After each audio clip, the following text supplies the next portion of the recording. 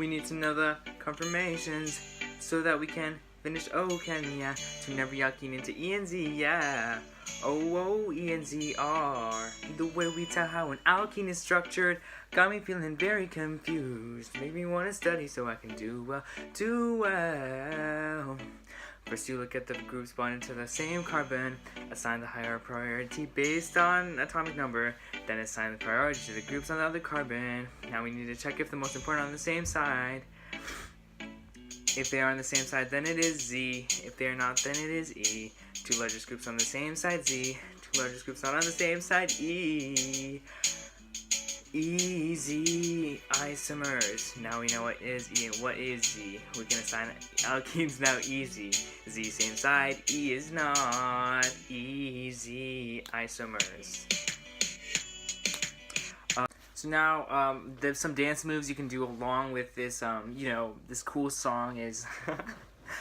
This would be your Z formation. Your hands are the double bond. You can even double them up if you want to be that cool. And then your elbows would be the highest priority groups.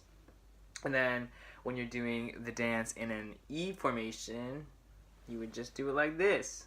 So you can go like this as an E form, or like this, depending on where you want those highest priority groups. And you can even do them like this if you want a Z formation. You can do this, this, this.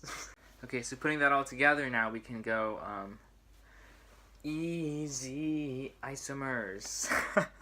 Every time you do it, so it's like easy isomers or something like that. I mean, you do you, but I think you should get in and do this dance. I'm up here embarrassing myself for you guys to learn the E and Z formation. You gotta get it down.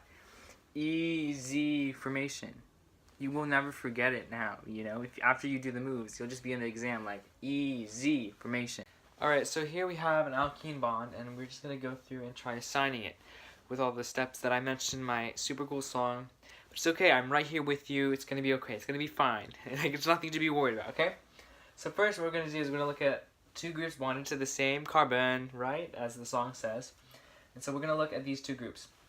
We have a carbon up here and a bromine down here. And so we're going to look at which one has a higher atomic number. So obviously, bromine has a higher number, so we're going to give that the higher priority. We're going to put a star here.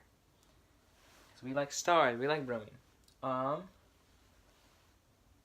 god, this is permanent marker, but okay.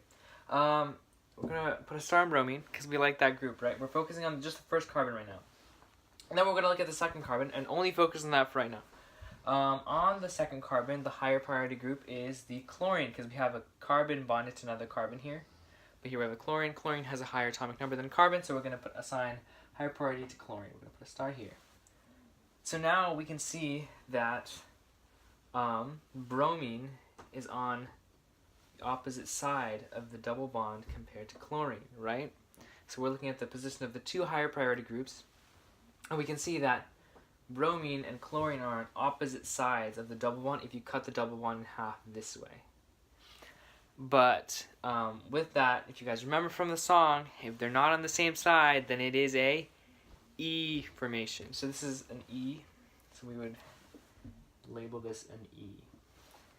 If the chlorine was down here, then this would be a Z formation because they're on the same side as we learned by the song. Same side, Z formation, something like that.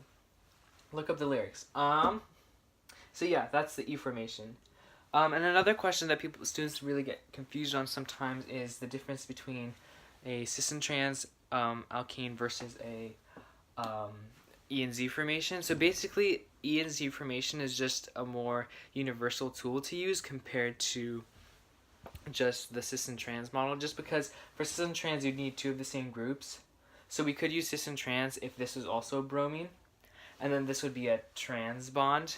But since it's not, and since we don't have two same groups, we can't use that in assigning that. So this is just a much more reliable, not reliable way, a much more universal way to assign alkenes for nomenclature, because it works for all alkenes and not just ones that have two of the same groups bonded to it. So when I say two of the same groups, like one bromine here and one bromine here, or like a chlorine here, or a carbon and a carbon here, just one carbon though. that would be what we could use a what is it called, cis-trans nomenclature for. But since we have all 4 different groups where you can use E and Z. All right, thank you guys for watching. Please comment down below. I'm playing. Have a great day, and hopefully you understand OChem better now, and you're a genius, and you're gonna ace this exam.